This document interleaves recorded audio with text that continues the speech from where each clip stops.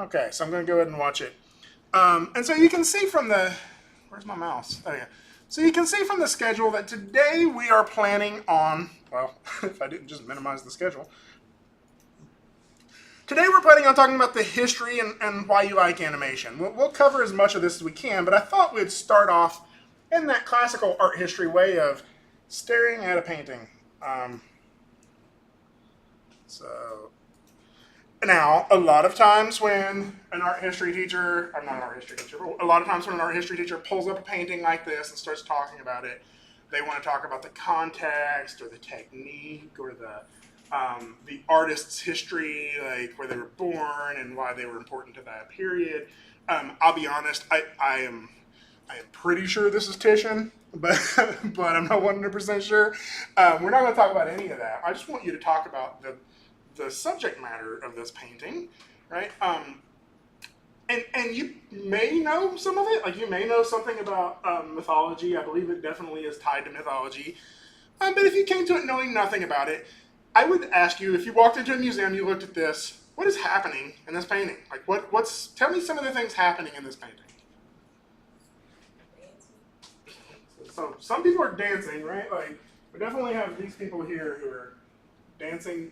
Maybe, does that one have a tambourine? I don't know. One's holding a muffin over their head. I don't know what's going on. What else is happening in this picture? The guy's just taking a step off, I guess, a wagon? Yeah. Like, just free falling. Getting ready to faceplant. Like, Cheetahs. possibly pitching a baseball. I can't quite tell. I was about to say, I think he looks like he's just checking some. It does kind of look like that. He's mid-dodge. He's just falling.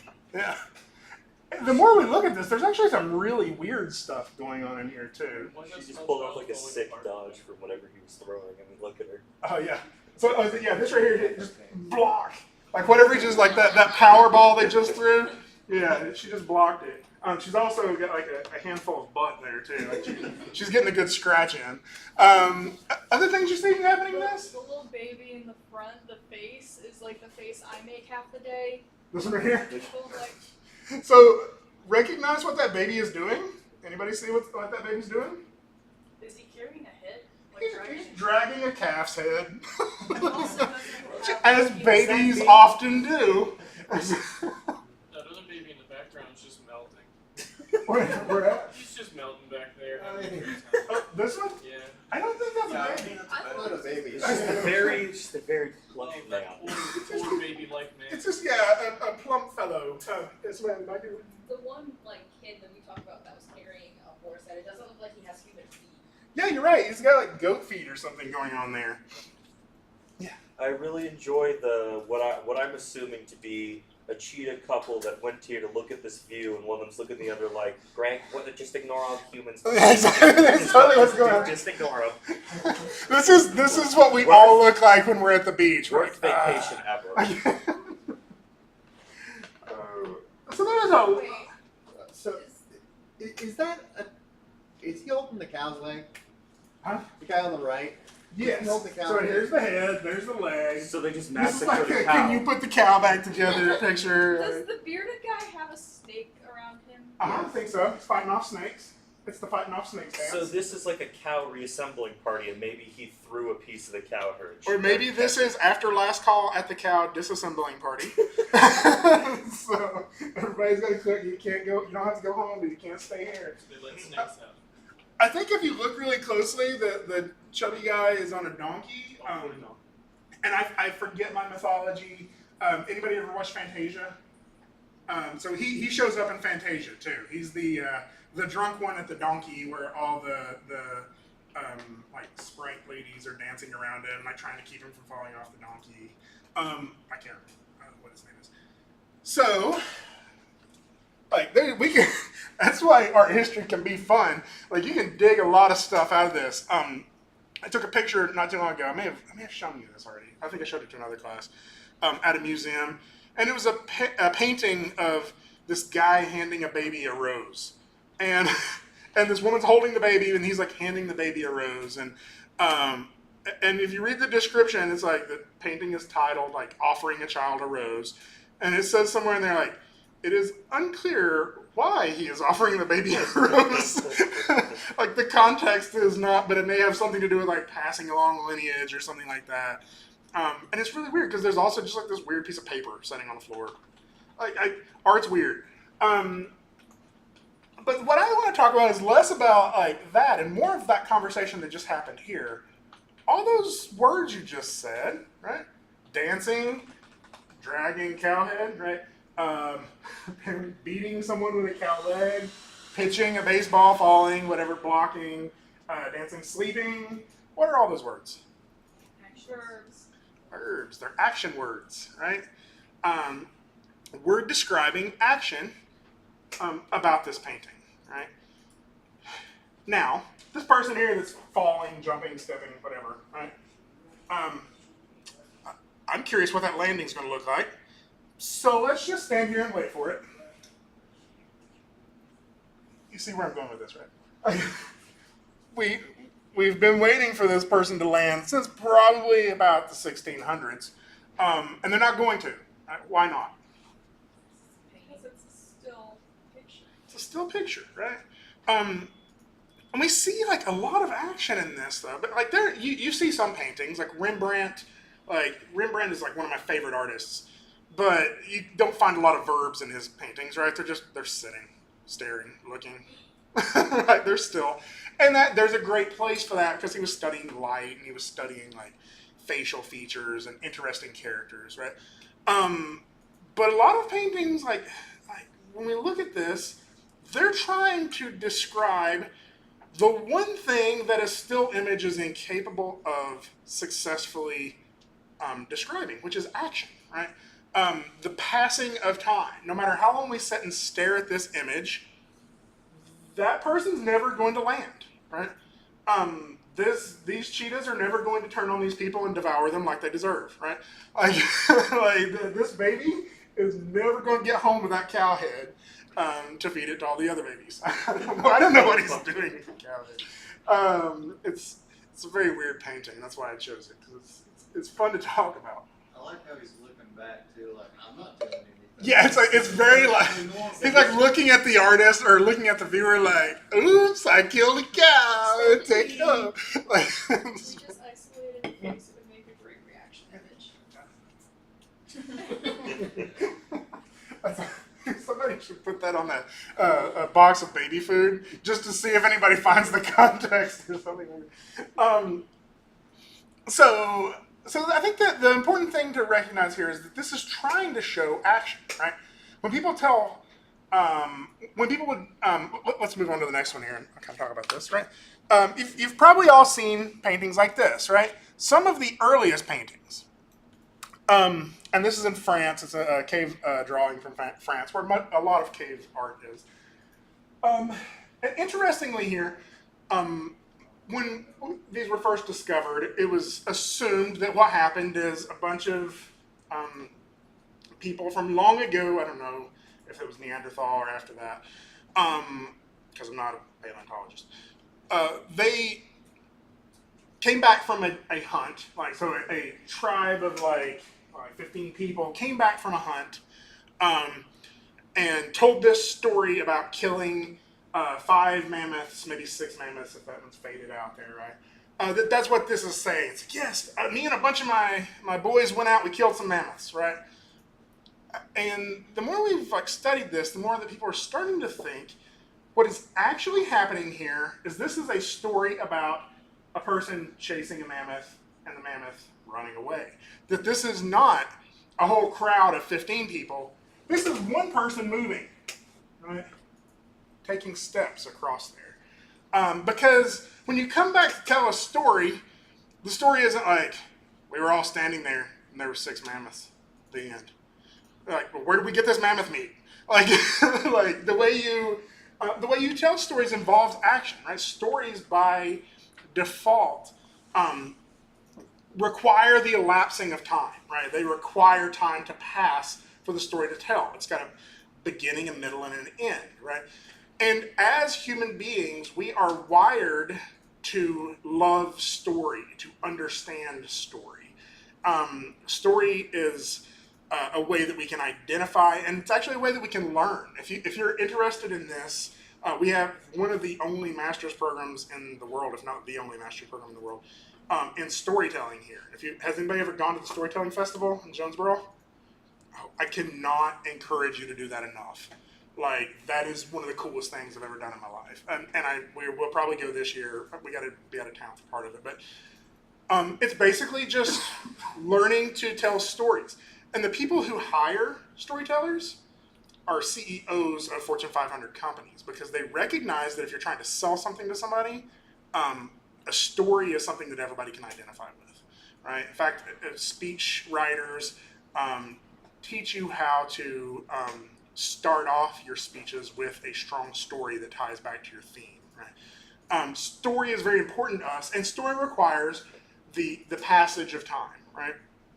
But the entirety of art history up until a certain point was filled with still images, because we were incapable of showing the passage of time, right? If we look at this is not like grain harvesting party, right? This is a story of an entire harvest season, right? We have the getting of the seeds, the sorting out of it. I don't know which direction it's going. Maybe going the other way. But it will tell the entire story of planting the seeds, growing the grain, harvesting the grain, packaging the grain, and shipping that off for storage, right? That's what this was. Hieroglyphs were nothing but a comic book, right? It was a series of images that allowed us to tell us a story about the passage of time, right? And yet again, this is never going to change. This is always one image. Art history has been about us trying to show the passage of time. And like, we look at this one, yeah, it's small right now. I'll zoom in here in a minute. It's like, oh, maybe this is about him like doing something on top of that, and that's why he's showing us that. No, why I'm showing you this is because if we zoom in here, so the Trajan columns, I think is what it's called. It's one giant undulating comic book that goes all the way up this tower that tells the story of, I think it's a war. I'm sure it's more than just a war. I'm sure it's the political intrigue that led to that war. This is one giant undulating comic book, right? That goes on all the way to the top of this thing. We have been trying to explain the passage of time with still images since before we were able to actually develop language, right? Art from the very beginning has been trying to tell a story. So this is, a lot of old art. You'd recognize now that we can show motion. So let's kind of jump to some of that, which is this. In the late 1800s, this is 1887, Edward Muybridge, the development of the camera was coming along. Edward Muybridge started making these pictures, right? Photography was really, it developed really quickly. Like, pretty soon after we had the ability to make a photograph, people recognized that you could take multiple photographs and get that passage of time, just like we did with comic books, right? Or just with hieroglyphs or whatever. And I guess comics were probably already in existence at this point as well. And so what you see is he recognized that if he put a whole bunch of cameras that fired off in rapid succession, he could get pictures of actions that before that we were only able to see as they happened, right? Like, to the point that this picture was used to settle the argument of whether a horse run had a point where all 4 feet came off the ground. That was a matter of debate before pictures like this were able to be taken. Because the only way you could tell is to watch a horse run by and hope you caught it, right? And then you would argue about it, and one person would be like, nope, 1 foot was always on the ground, and it wasn't, right? There's a point where, and I love this picture, it looks like a spaceship horse, right? It's like you're riding like this horse that's just rocketing through space, right? This was Edward Muybridge's contribution to the technical field, right? And he published whole books of this called Animal Locomotion, and I think there was one called Human Locomotion. And I know like this is silly to us because any of us from the age of like 1 year old up was able to pause a YouTube video and see a horse floating, right?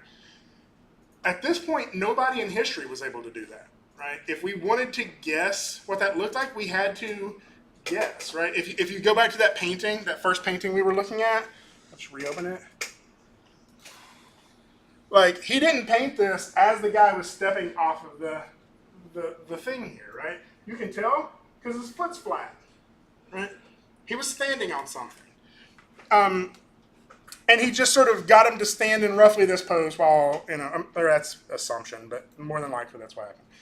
So if you look at this, you see that this is not too much of a step away from being able to start playing these in succession, right? That if we take these images and we were to flash them pretty quickly at our face, we would start to get motion, right? Or the illusion of motion. And that's what we got with film, right? Now I know that you're very familiar with this. We've never existed in a world without film, but these people had, this was practically magic to them, right? The fact that you were looking at a photograph was extremely novelty. Anybody ever watched Hugo? It's actually based off of the book Adventures of Hugo Cabaret. There's a scene in that where they talk about a film called Train Arriving at the Station? Because at the time when film first came out, it was seen like a magic trick. Like it was actually probably played along beside like magic tricks and freak shows and like traveling exhibits, right?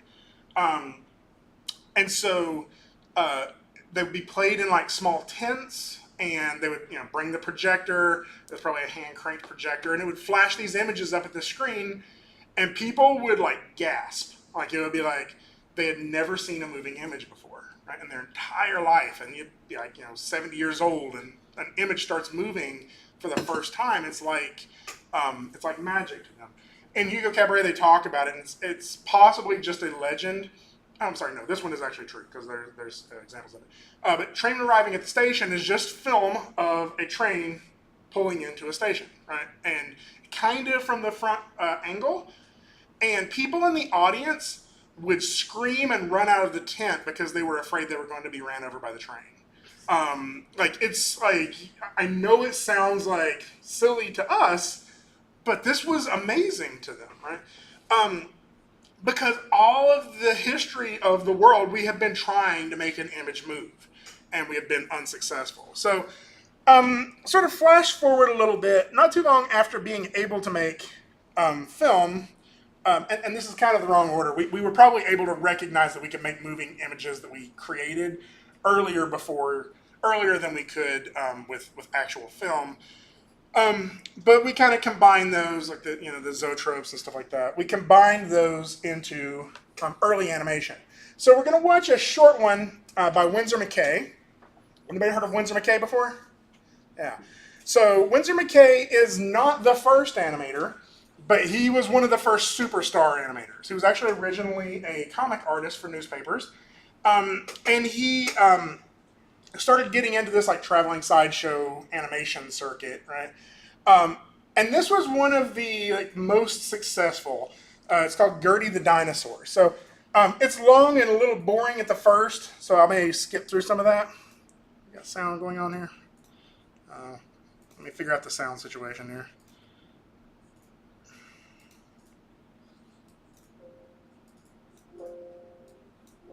That does not sound like the good sound.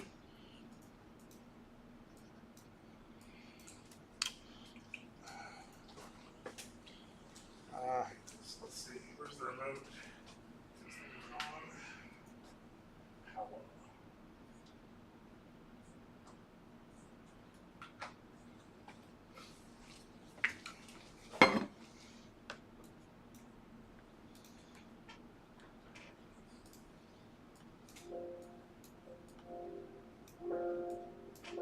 It's coming out of that thing up there, isn't it?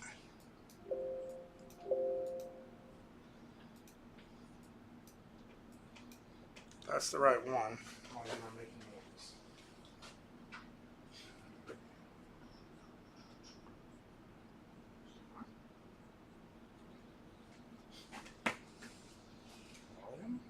volume's all the way up.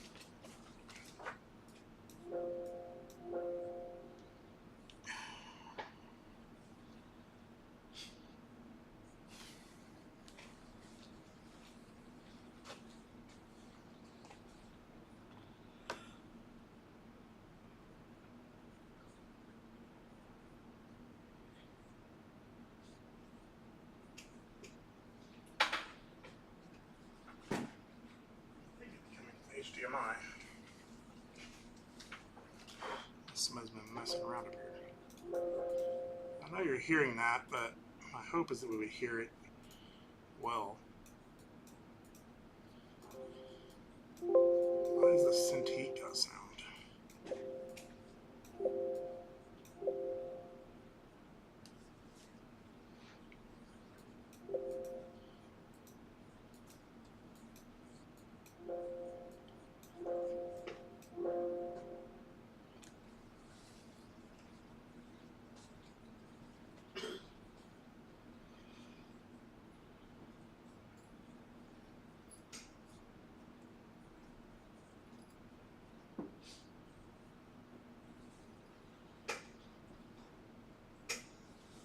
Well, we'll be able to hear it either way. I'll try to figure this out as we go on.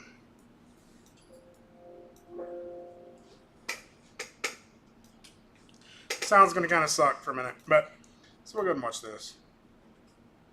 So, wait, is it making noise? I guess it doesn't really have sound anyway. So yeah, because this was a silent film. I think the other one should though. So basically, how this goes is it starts off with a film. This should have noise. And it's about Winsor McKay and his assistant. He makes this bet with his friends that he can make a drawing move. And then, like, there's all this slapstickiness with him making all these different drawings and all the, like, hundreds and hundreds of drawings. And the assistant carries it back, and, like, he's going to drop some of them, of course, because that's how this works, right? So here it goes. Oh, hilarity ensues. So eventually, though, we get to this night here, where Windsor brings all of his friends. He's going to try to win his bet, right? And he draws a picture of a dinosaur, right? And everybody's like, but wait, Windsor, you said that you could make it move. And he draws a background, blah, blah, blah. And then he steps away, and it comes to life, right? So well over 7 minutes in it, we're finally seeing animation. This is Gertie. And it's a little repetitive. It's like not actually that fun to watch all the way through, so we'll probably skip through parts of it. But this one was memorable. This one was significant because plenty of people at that point had seen things move. They had seen other versions of animation. This one showed character in that animation. People started to see that Gertie had personality. And the more you watch it, the more you realize that personality is sort of a spoiled kid, right? This giant dinosaur is acting like a brat. Like she sees this monster. She's easily distracted, right? She's sad. Oh, she cries because she got scolded, right? It's got some great stuff in here though. Let's skip through it. Yeah, here's one of my favorites. The mammoth walks across and Gertie's freaking out and she's like, I'm gonna kill it. And he's like, no, don't hurt Jumbo, right? And then he stares at it for a while. Yeah, tail wagging, we get it. And it starts to walk away. Here's my favorite part. Ready? Woo! So Gertie's a jerk. Gertie is like a petulant, like little like toddler, and I love. And now he's like, I'm all proud of myself. Gertie loves music and she'll dance. The reason this was interesting to people was not because it was moving; it was because it seemed to be alive, right? Gertie, this drawing seemed to have a personality. It seemed to have opinions, right? And was making decisions on its own, right? That's where animation really kind of got its start, was when you realized that you could make people care for these things, when you could make people care for your drawings or care for your characters. Come on, Gertie, stop dancing. It gets funnier here in a minute. Here he goes. So she sprays it, or he gets sprayed. And then Gertie is like, well, then I'm going to just bash your head in with a rock. So like a little kid is, like, it's like, you took the candy, I'm going to kill you. Like kids are, like, they're spoiled. They overreact, right? This character has a personality that we can kind of chuckle at. And he's asking Gertie questions. I like this part here. Let me go back. Gertie gets thirsty and decides to get a drink of water and scratches his head first. And then she drinks the entire lake.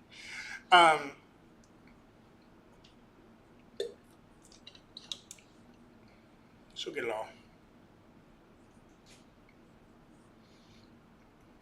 And then Windsor comes out in animated form and talks to Gertie and rides out on her head or something like that. I don't remember. This was huge, like to the point that he had to make sequels for Gertie. There's like a Gertie 2 where she just does more spoiled brat stuff. So you have to imagine that at some point, Walt Disney and all of the other pioneers of animation saw this and realized they could make characters that their audience cared about, right? So Gertie was in 1914, so just a little over, 24 years later, 1938, right, is when the first feature-length animation came out. Anybody know what that was? Snow White, right? Actually, I think it may have came out in 39, but this video was made in 38. We're gonna watch it here in a minute. So just in the space of a little over 20 years, right, we had the entire early Disney era, all the Oswald stuff when he was at the other company, Steamboat Willie, all of the old Merry Melody stuff. All of that stuff was really in quick succession, to the point that very soon he was able to fund a feature-length film. So I know that's hard to hear. I wish I could get that audio to work better. I'm going to have to chat with...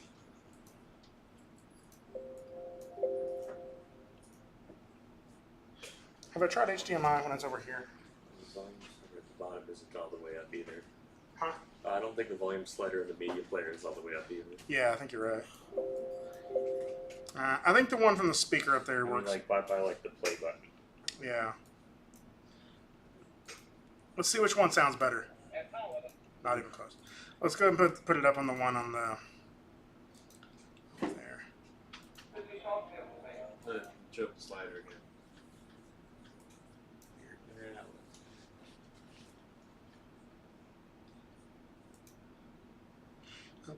Okay, well, we're going to try that. So recognize that most of Hollywood was making fun of Walt Disney at this point because they didn't believe that he was able to, that an audience would sit through a feature-length animation, right? They thought that animations were these short little things that you had to play before the feature, and that nobody would watch a full-length animation. To the point that Hollywood was calling it, like the newspapers were calling it Disney's folly. It's like, this is the thing that's going to kill his company, right? He got a banker to come to help, actually it was Roy, got a banker to come and watch an early version of Snow White because they needed a little bit of extra money. And after the banker watched it, he said, you can have as much money as you want, this is going to be a success. This was part of the promotion for that. Like, what is it you're going to go into the theater and watch? How did we make that, right? And I think it's interesting that this is still not that far off from how animation is made today. I will kind of preface this, like this was made in 1938, and there is a little bit of like, I would call it sexist language in here, or at least like kind of misogynistic language. That's not completely gone from the industry, but it hopefully is a little better than it is in here. So you'll kind of take that with a grain of salt. But we'll go ahead and watch it. Just how was Snow White and the Seven Dwarfs created? And how were the famous Disney short films made? To give you the answer, we take you behind the closed doors of the famed Walt Disney studio in Hollywood. Doors usually barred to all visitors. During the past 3 years, the studio staff has grown from less than 300 to more than 700 artists and musicians. They worked in shifts, night and day, to complete this unique experiment in entertainment. Remember as a kid how you made your own movies by drawing little figures on the pages of a pad and flipping the pages to make the figures move? That's the basic principle behind animated pictures today. But that's not all there is to it. First, you need a story. Picking up funny stories is the job of Walt Disney's writers, gag-men, and sketch artists. After much trial and error, several hundred rough drawings illustrating the high points of each story are completed. Let's follow the story into Congress, where Walt Disney and his hard-boiled directors look it over. Not a picture, long or short, goes into production without Walt's personal okay. Next, a director puts the script and dialogue into final form. Then he calls in his assistants, including his musical composer, and plans the score of the picture, timing out each scene carefully. He even acts out every move into action, so that the men who work with him can visualize what the scene will look like on the screen. Now he sends his expert animators to work. The skilled artists draw every movement in complete detail, just as you will see it in the theater. Each animator's drawing board is lighted from below. He looks through the paper at the character he has previously outlined and draws the next movement in correct position. This fellow animator is using a mirror to capture a tricky facial expression like this.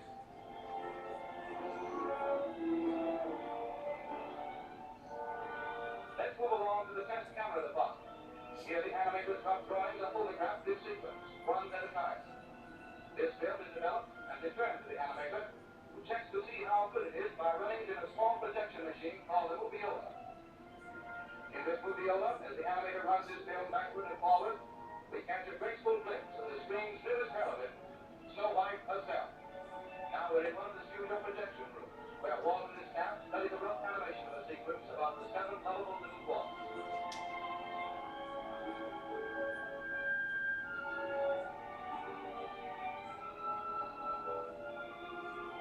Once they are okay, the thousands of pencil drawings go to the heating department. Here, hundreds of pretty girls, in a comfortable building all their own, well-lighted, air-conditioned throughout, cover the drawings with sheets of transparent celluloid. Then they painstakingly trace every line of every drawing in ink, following exactly in every detail the original animation drawing. Now the picture moves into its final stage, color. In the studio paint laboratory, all color shoots are made up from secret formulas. Expert chemists develop more than 1,500 different shades of color for Snow White and the Seven Dwarfs. The ink celluloids next go to the painting department, where more pretty girls apply the final colors on the back. Snow White and the Seven Dwarfs require 250,000 celluloids painted like this one.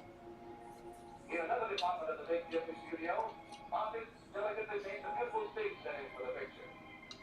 These backgrounds are done in watercolor. Artists work for months on backgrounds like the interior of the Seven Dwarfs cottage. But the colossal task isn't finished even yet. The celluloids and backgrounds must still be photographed by the master camera in Technicolor. Here the operator puts the Donald Duck celluloid on top of a background, and the overhead camera exposes one frame of film.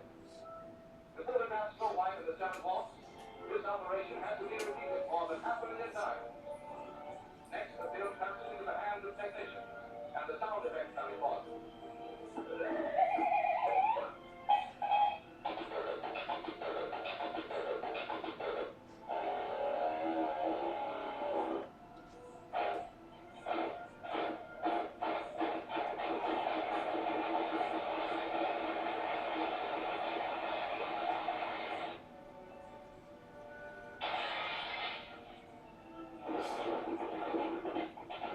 Finally, a symphony orchestra records the musical score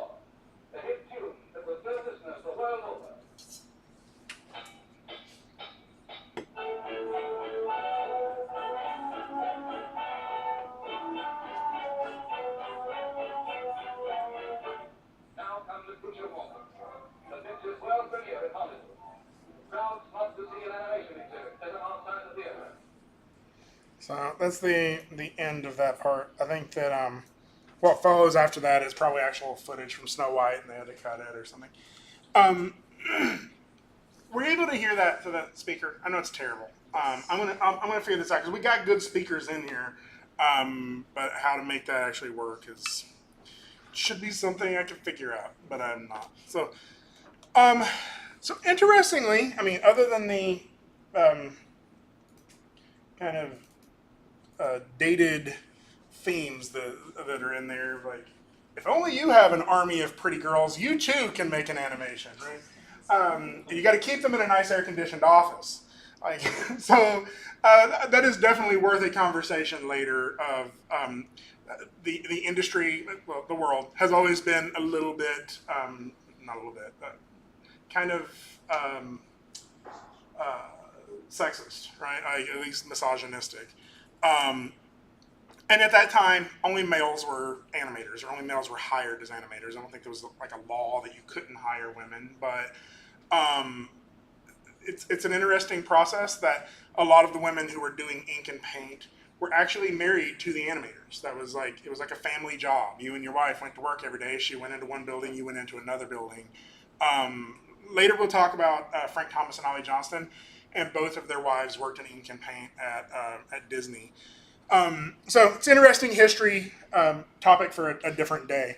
But animation still kind of works in a similar way, right?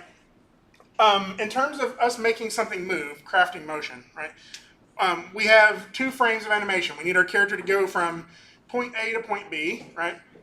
The way this used to work is the keyframe animator would draw frame 1 and frame 5. Right? We got 24 frames in a second, right? And so frame 1, it's on one side of the screen. Frame 5, it's on the other side of the screen. And then they would pass that off to an assistant, an in-betweener, right? And the in-betweener would draw that progression across the screen, frames 2, 3, and 4. Right? You don't have an in-betweener. Like you're not going to hire an assistant. That's not how this works anymore. Now Maya is your in-betweener, right? Even at this point, though, the animator, the keyframe animator, wanted control, and like they wanted to make sure that that motion happened in a very specific way. They couldn't. It was faster to have somebody else draw all those in-between drawings. Usually, that was a person who was training to be an animator, and so they would make these little timing charts on their drawings to say, even though I've just drawn frame 1 and 5. This is how I want you to progress across the screen, or how I want you to progress from frames 1 to 5. And if you kind of look at this in terms of spacing, they were saying if my if my ball was on this side of the screen on frame 1, and on frame 5 it's over there, this is how I want you to draw my in-betweens. Right? It's like this way of explaining how that motion should change. Right? It's called a timing chart or a timing notation. And you'll see these in like old animation drawings. We'll look at some of those later. So again, you don't have an in-betweener. Maya is your in-betweener, and in the next few days of being in Maya, we're going to learn how you can control that motion. You know how to create these keyframes. You know, hitting S creates the keyframes, right? But then Maya just does its in-betweens however it wants to, and it's a computer, which means it's going to do it in a very mechanical way. We're going to learn how to do it in a little bit more precise way, right? I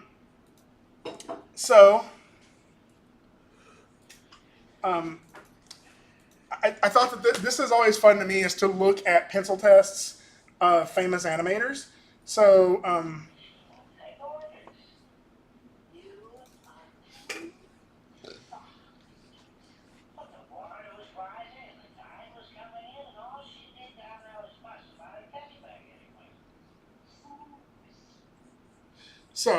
anybody know what that's from? Yeah, It's the Rescuers. That's the first one, not Rescuers Down Under. Which Rescuers Down Under I actually thought was kind of fun too. This was Milk Call, one of Disney's 9 old men.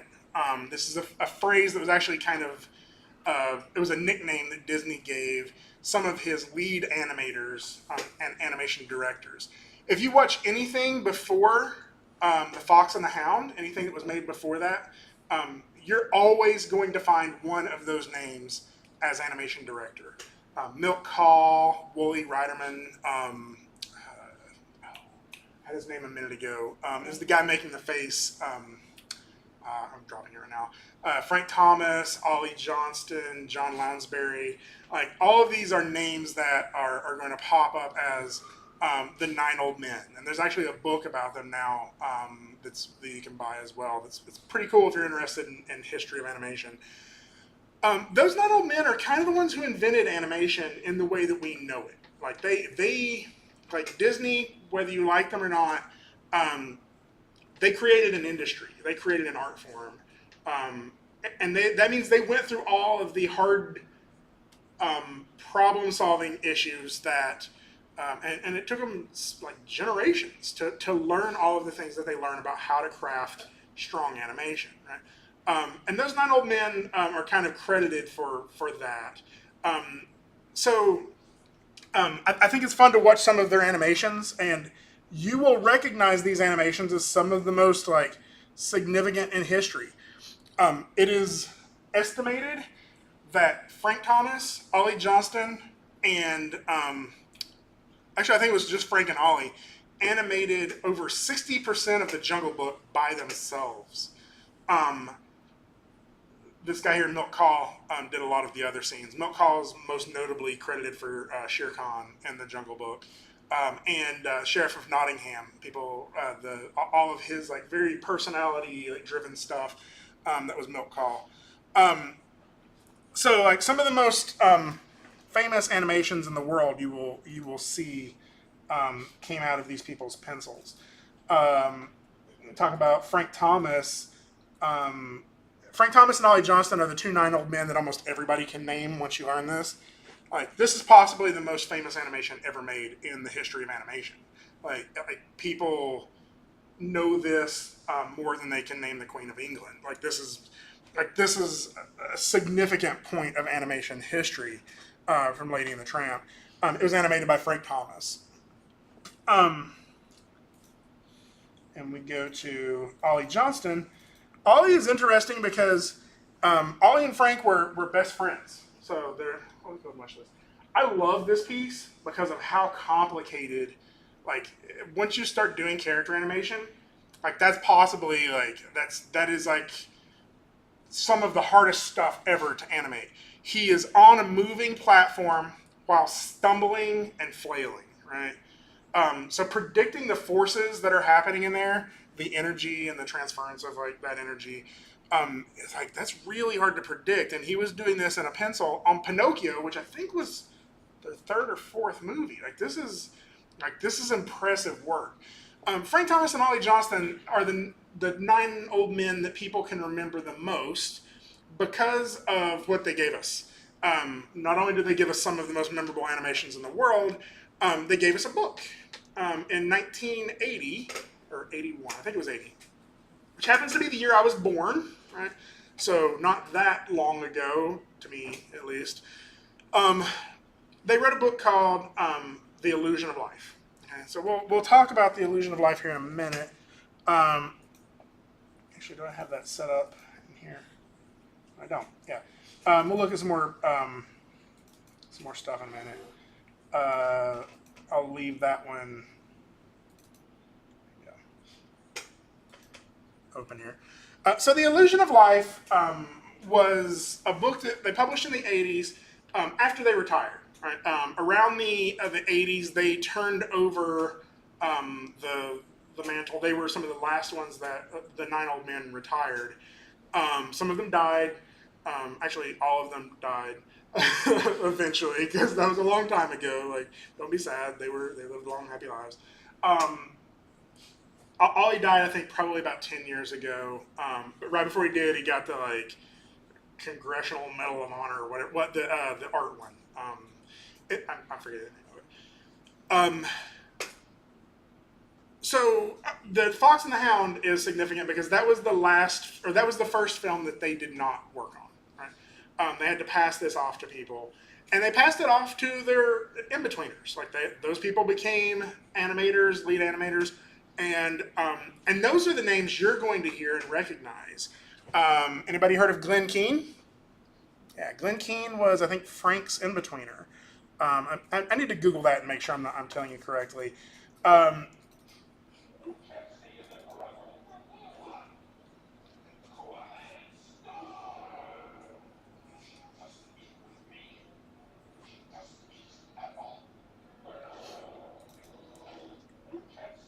So this is Glen Keane and some of his work.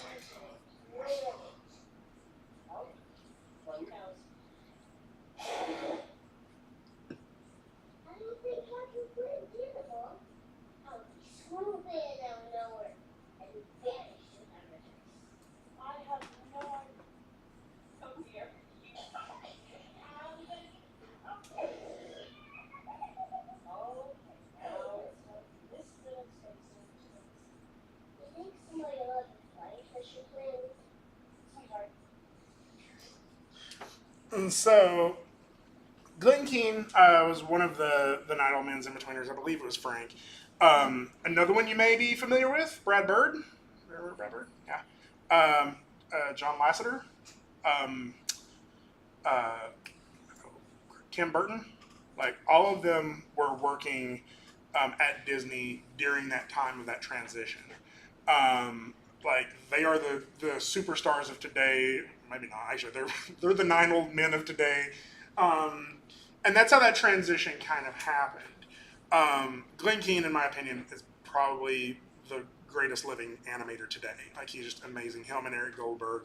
And it still just continued to happen in this same process. Anyway, back to The Illusion of Life. In 1980, the 9 old men passed off that mantle. They were just kind of hanging out in their house. Frank and Ollie literally lived right next door to each other for like 60 years. They drove to work every day with each other. They went to college together. They lived with each other as like roommates when they were in college. They both, like their wives both worked in ink and paint. It's an incredible story. There's actually a documentary about it called Frank and Ollie. I strongly encourage you to watch that. Possibly on a Friday someday. I may bring it in. We can just watch it then. It's a really fun story. Anyway, after they retired from animation at Disney, they wrote a book called The Illusion of Life. And that book, published in 1980, had a chapter, I think it was chapter 3, called The 12 Principles of Animation. We're going to spend a whole day on the 12 Principles of Animation here in a bit. That is extremely significant. Like, although these lessons had sort of trickled out a little bit, that's the first time anybody put it down on paper that said, we worked on this for generations. Here's the 12 things we learned. Now we're giving them to you for the low, low price of only $29.95. The book is actually still in print. I have, I think, 2 copies of it. I have at least 1 copy in my office. If animation is your concentration, someday you will see it on a bookshelf and you will be so drawn to it that you are forced to buy it. It's not an instruction book. It's a history book. But that chapter was super significant to being able to have this in the classroom right now, right? So those 12 principles, kind of, we will spend a whole day talking about those. But I'll be honest, like I say this often as kind of a joke. Those 12 principles are all I'm teaching you. Like, everything that you are going to learn your entire time here, I'm going to teach them to you in a couple of days, maybe even next class period. And then after that, you're going to come back to another class, and I'm going to teach them to you again. And then you're going to come back to another class, and I'm going to teach them to you again, because you're not going to get them the first time.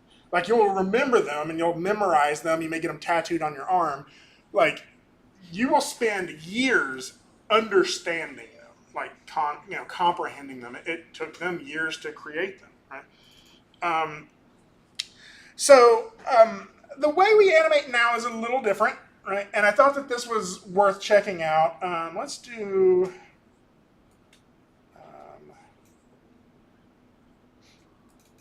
here we go. So this is the progress now. This is the version of that Snow White thing now, right?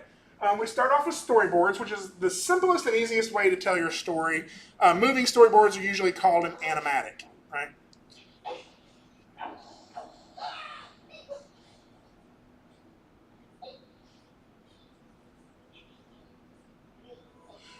So what we're learning here is the framing of these shots, what the character's actions are. So from there we move on to animation blocking. Actually, we have a step in between this that's usually called layout, where it's kind of like a 3D version of the animatic. But animation blocking, this is the key poses. Remember when we had the keyframes that the keyframe animator made? This is before the in-betweens. That's why it feels very poppy. We're only seeing those key drawings, right, or those key images. So very carefully putting it down. Now this is created by the animator. This is the first stuff that you as an animator will start doing, right?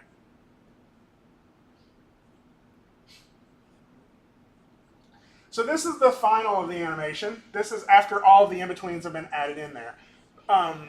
This is what you're kind of hoping your demo reel will look like, is this incredibly polished animation.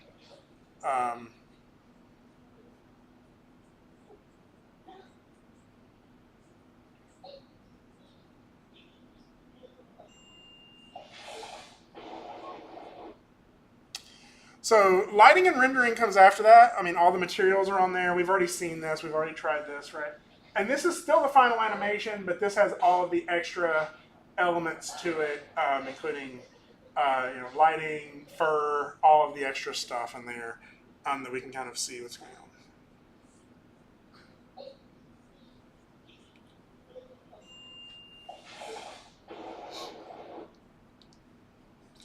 on.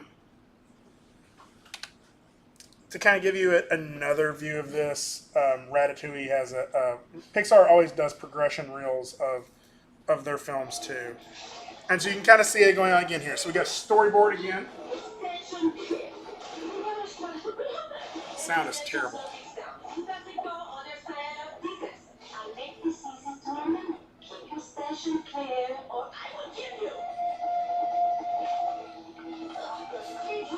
So this is the layout pass. This is mainly just to figure out where the characters are, where the cameras are.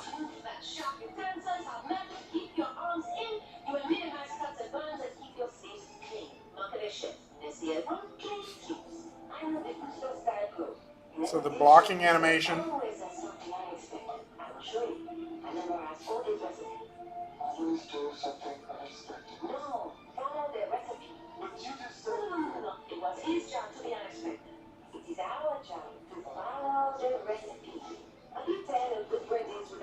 It's the final animation.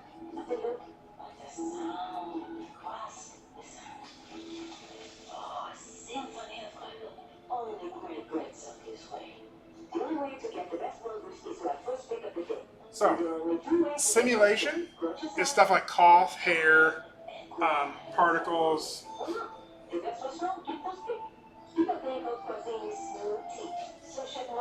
This is effects. It's like the fire, the smoke.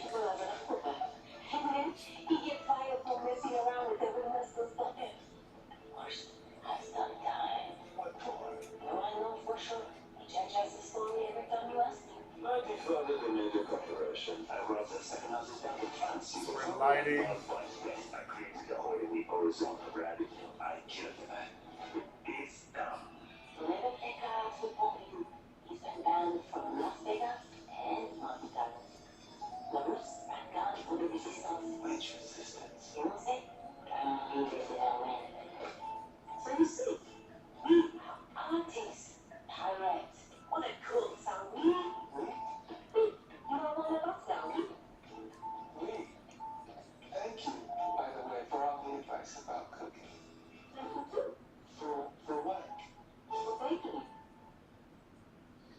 So, actually, Disney does one of these almost for every film that they make. There's actually a really good one for Monsters Inc. 2 as well. So the progression has changed a little bit, but your animation process is still about creating key poses in your blocking, right? And manipulating that to sort of craft a motion, right? A motion and emotion, right? Kind of quickly, we'll look at this. You will see this as we go along. I'll go ahead and minimize this.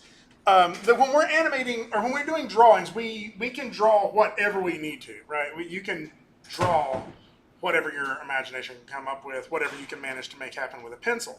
When we're working with 3D objects, though, we have to have ways of manipulating those 3D objects, right? And that's called a rig. And so you're seeing an example of somebody's rigging demo reel. If you look in your curriculum, the technical direction class is where you learn a lot more about this. We will get into this a little bit more as we go along too, though. Our last project, we create a very simple character rig and do a walk cycle. And so a really complex rig just gives you the ability to manipulate the character however you might need to, right? So that's one of the things that are a little different because in drawing, you can draw the character in whatever pose you need to. This will allow us to manipulate the character in very specific ways.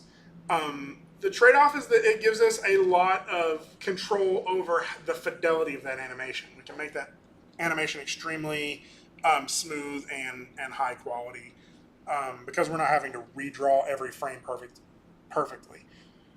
So you get the idea of rigging. If you have like an aptitude for scripting and problem solving, like you're probably going to kind of enjoy this.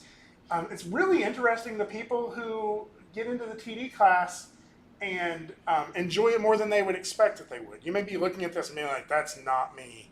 But then you get in the TD class and you realize that you actually do kind of like problem solving, right? You're getting the idea of how this works.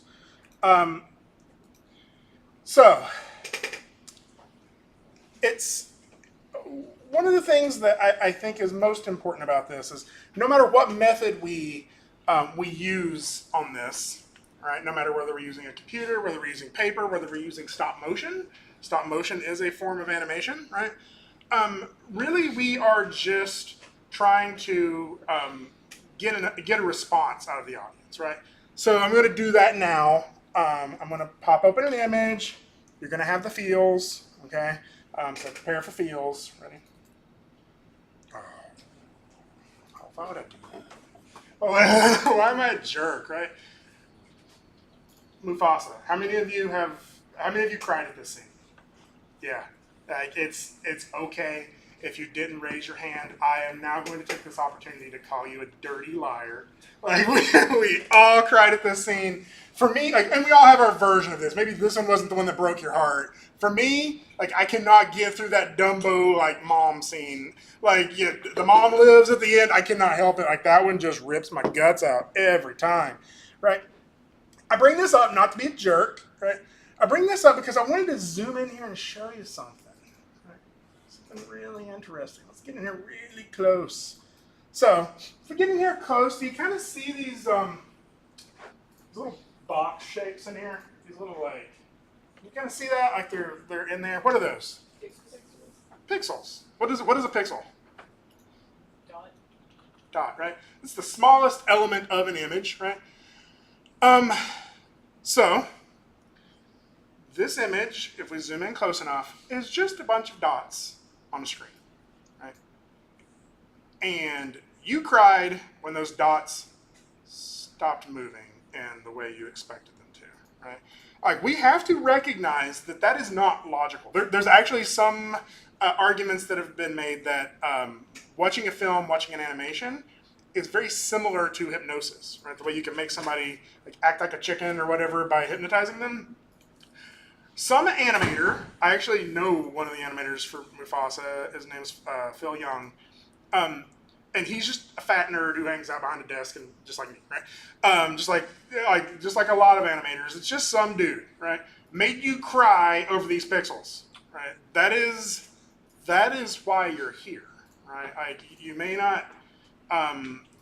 The idea of having your name in the credits of a Disney movie, that's great, right? And that's what some like ignites people in this. Like, ooh, I want to be able to say that I worked on Cars 17, right? But like that's a very fleeting moment. Sitting in the theater, watching your credits go by, takes about half a second. Nobody there is in the theater anymore. They've all left. Nobody saw it, right? What's really going to matter is, do you enjoy this process? And I am here to tell you that stress you had over this first 3 weeks on this project, it's like, this is hard, right? This is not like after you get past this first few weeks, it's all easy, right? You have to put the work into it. And eventually that work, you're going to have this moment where you're like, is it worth it, right? And this is why it's worth it, is because I've had people stop me before and start like getting like viscerally angry at me because I animated Gandhi for Civ 5, right? And Gandhi wiped out one of their like civilizations in that game, and they were just mad. They're like, why I can't stand Gandhi. You did that? And I'm like, no, a bunch of numbers did that. Like your inability to organize your troops did that. Like people get like emotionally involved in this, right? I have an animation, like one of my favorite animations, one of the most fulfilling moments I ever got to do. Like large portions of the world will never even see it. Like it was one of the units. It's not even the best animation I've done. It didn't even make it into my demo reel. It was just a cool moment for me. I got to animate the modern musician unit for one of the Civ 5 expansions. And basically they just made up a fictional band that's running around all over the screen.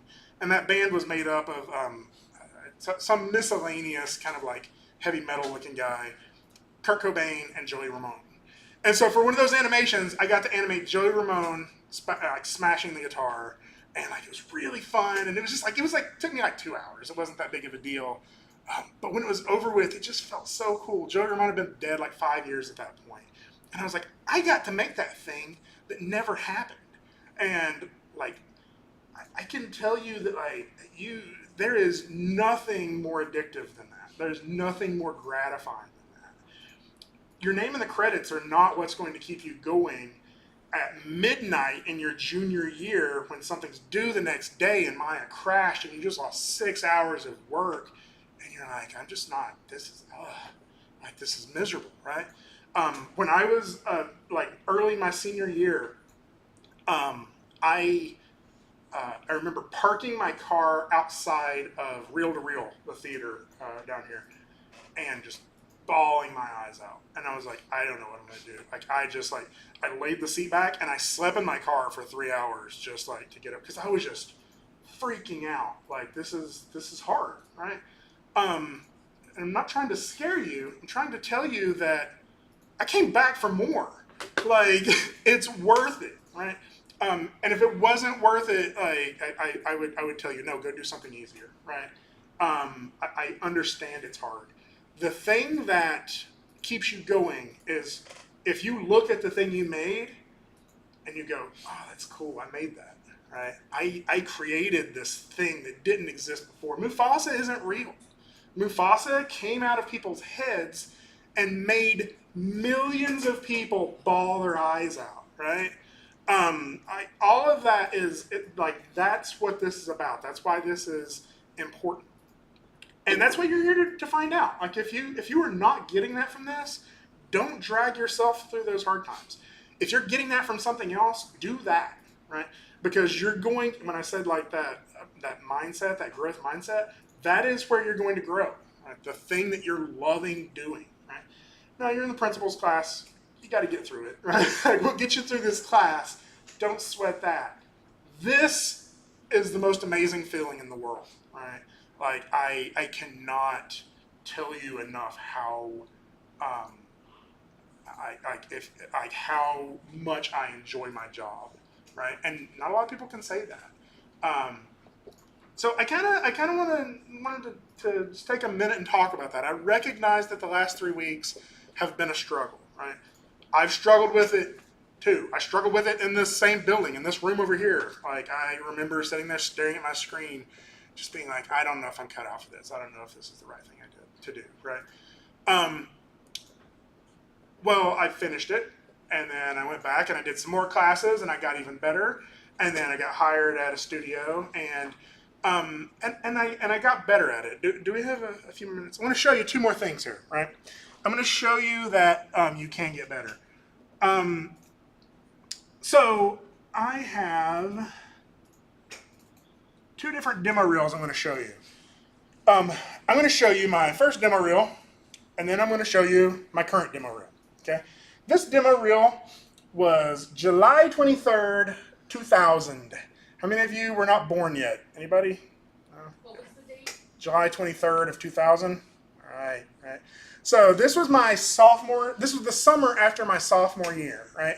I had been bitten by the bug. Right? I had learned a little bit of 3D work. I was actually using a different program. It's called Rhino, and 3D Studio Max were the two programs I was using.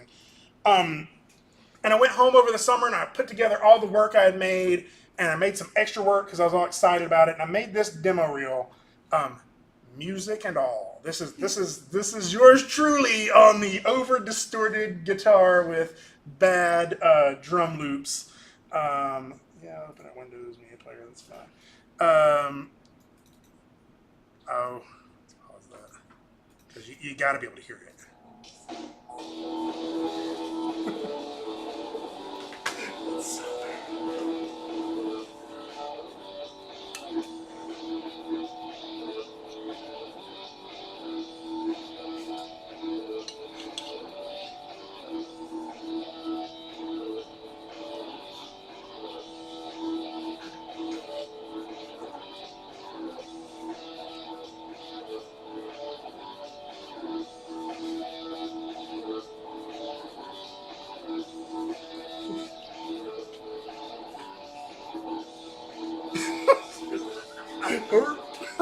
It's so I'm actually still kind of proud of that guitar at the time. That was...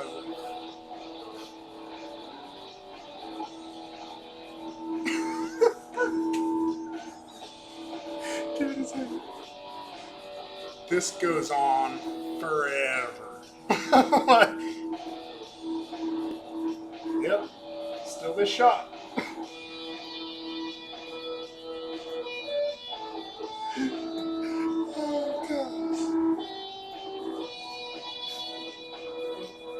Did you really like that flame?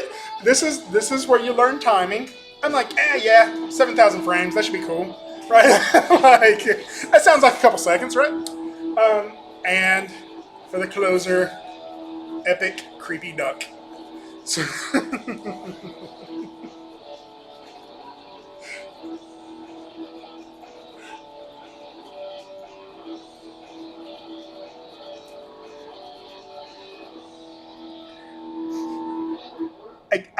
I guarantee you that you will all be better than this by the end of this semester. Okay, this was me after 2 years, right? And I was so proud of this. I brought this back after the summer, and I showed it to everybody. Like, look at this thing I made. Look at that. Like, and that's where I got got bitten by this. Right? This is where I was like, no, this is worth it. Right? I spent my entire summer working on that freaking like pulsating sphere thing that I made. That I look back and I'm like, whoa, what's that? Like, that's just creepy looking. Like I was like that battery. Like that was probably like 3 weeks of work. I was like just beating my face on this. And that was me getting through the same things you're getting through right now, right? That was me figuring out, why does my render look weird? Why is the lighting not working? Like that's what you're fighting through right now. That was 18 years ago, right? Like that was your lifetime away, right? Over this summer, I created another demo reel. It's been a few years since I'd made one. For those of you who are not kind of familiar with my career, I graduated from here as an undergrad. And then I went on to grad school here as well, back when we had a Master's of Science program. We're hoping someday to have an MFA. The Master's of Science doesn't exist here for digital media right now, but we're hoping to replace that soon. After that, I took some workshops at Animation Mentor, which is like an online animation school, to kind of polish up on some stuff, while I was working remotely for an educational game company out of Asheville. It was actually a really neat technology. They were making games for kids with ADHD that uses like brainwave monitoring as an input device. So you could focus and make the game do things. And this technology is invented by NASA. It's still out there. It's actually being used a lot for awareness and like some companies are using it for like truck drivers who like maybe they've been driving a little too long. It can start to tell through like monitoring brain waves. Are you getting too sleepy? Maybe you should pull over and take a nap, right? Like stuff like that. They're using it on more commercial cars as well. After I finished up those workshops, right about the time I was going through the last one, I applied to Firaxis Games in Baltimore, Maryland. They make the Civilization franchise. Anybody played any of those? Okay, you played Civ 5? Okay. You hate any of the characters? Gandhi kind of sucks. Gandhi does kind of, yeah, Gandhi will bomb the crap out of you, won't he? To my knowledge, I animated more of the leaders on the Civilization franchise than any other person. I mainly animated the leaders. I did animate a handful of the units. Toward the end of Civ 5, I was going to be the lead animator for Civ 6 when I got the opportunity to come back here and teach. I did that and opted for doing remote work. While at Firaxis, I also worked a little bit on the XCOM franchise and got to do a sort of a guest spot on the BioShock Infinite. I went and worked with Irrational for a week to help them get a milestone finished. Since then, I've worked with Gearbox on Battleborn, which Overwatch just buried. Like, they were just like, it was a cool game, but no, they just piled dirt on it and buried it.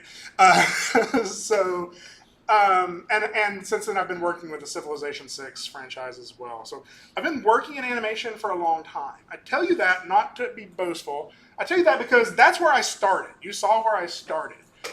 And they're not going to pay that dude to do that, right? Like, he was not capable of that, right? I show you this because you are able to go from wherever you are right now, which a handful of you are, I guarantee you, better than that dude was right there, to being somebody that is completely hireable on this, like completely able to do this. My current demo reel, I made this one just a few months back. Keep in mind, I didn't do any of the modeling in this.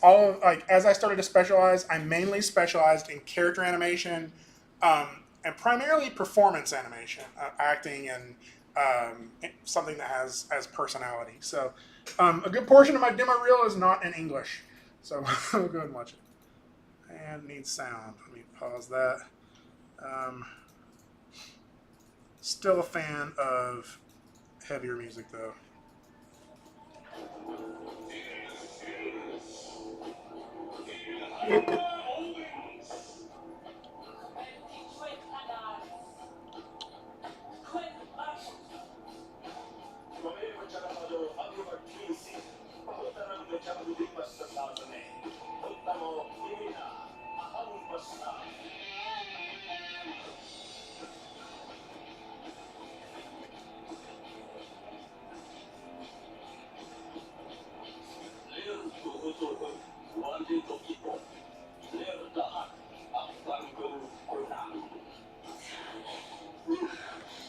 You don't understand.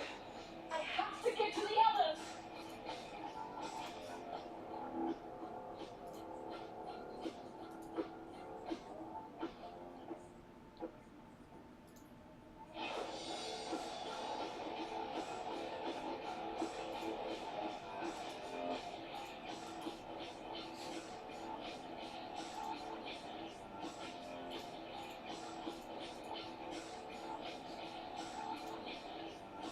Besides, even if you didn't do it, I'm gonna punish you. Because I'm big and you're small, and I'm right and you're wrong, and there's nothing you can do about it.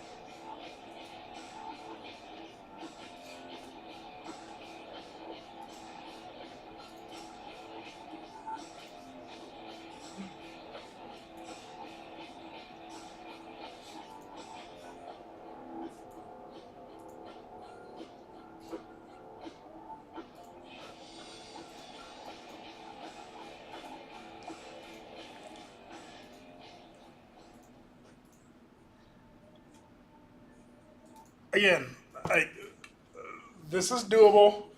I sat in the same place you're sitting right now, although this lab used to look a lot different. And I know the path to get you from there to there, right? Just gotta work with me, okay? Like, so I kind of wanted to talk about, like, that's a little bit of a mix of stuff. Felt like we were probably needing a little bit of encouragement right about now after that first project. Where we're going from here, right? I want you to remember that you like animation. How many of you have, before you came in here, you'd never done animation before, but something you maybe had done was a flip book, right? Yeah, we've all done some flip books, right? Glen Keane talking about this. I'll just let it play without sound. A flipbook is sort of the simplest version of animation, right? We got a bunch of drawings. If we flip through them, we can see them changing over time, right? We all figured this out on the corner of our math book, right? I remember drawing little stick figures dancing around on the corner of my math book. Probably shouldn't have drawn them in a math book. But actually, looking up here, somebody's left theirs here. A flipbook's really easy to make, right? You just need those 2 requirements I left in the syllabus, right? Which was some index cards and a bulldog clip, or some form of clip. I don't actually know that this is called a bulldog clip. I think the bulldog clip are the flatter ones, right? Both of those will work, whatever it works for you, to be able to clip a handful of images together, and then you can flip through them, and you'll see in this one, if you can see it, a little character that pops up and starts doing stuff, right? So that's all a flipbook is. I want you to make one by next class period. So again, you can go as big or as little with this as you want. Right? If we look at this is a YouTube flipbook video. So it can be stick figures. It could be a dot that travels around your page and in a specific path, right?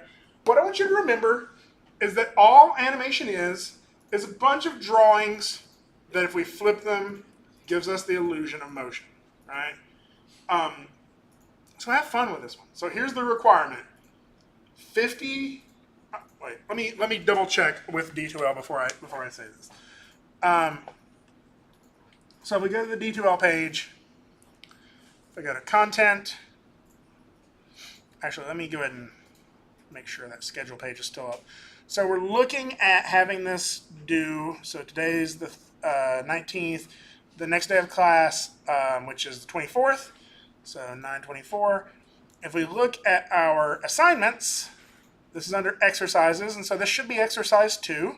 So we've already done the bridge model, or I'm sorry, this is exercise 3.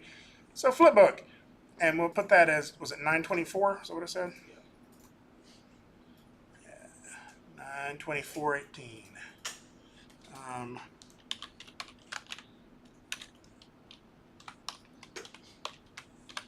Okay.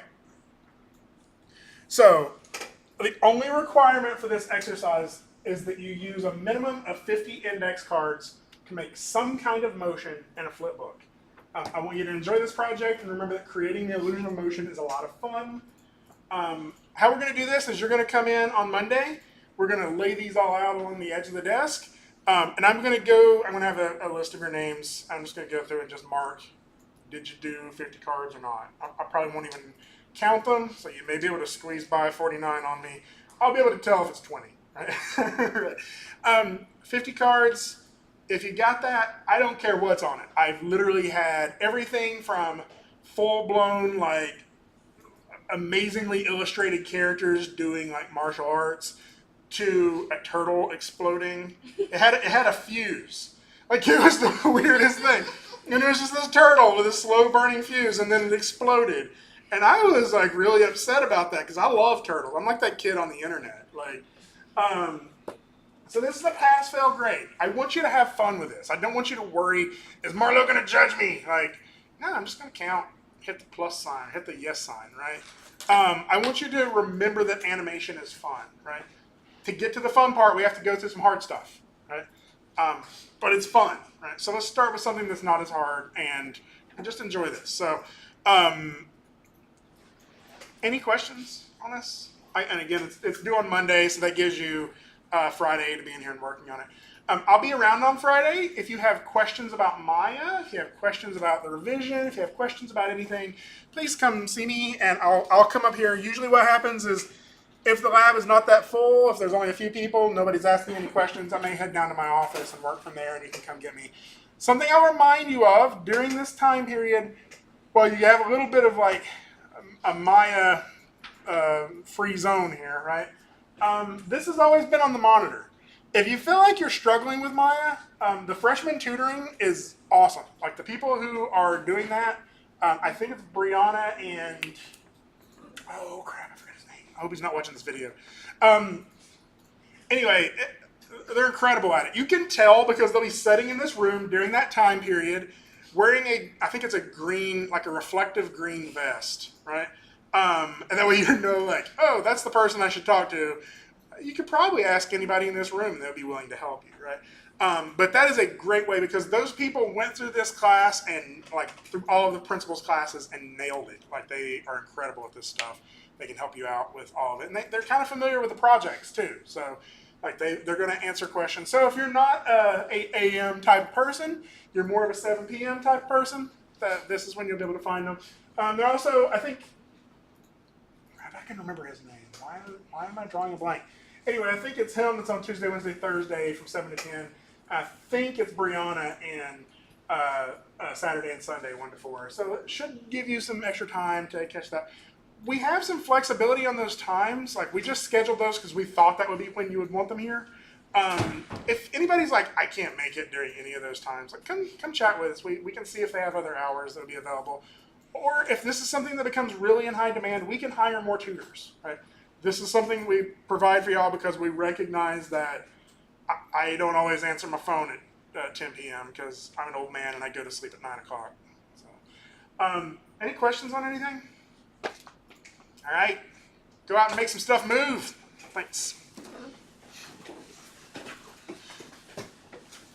Again, I'll try to upload this video, but it may get booted.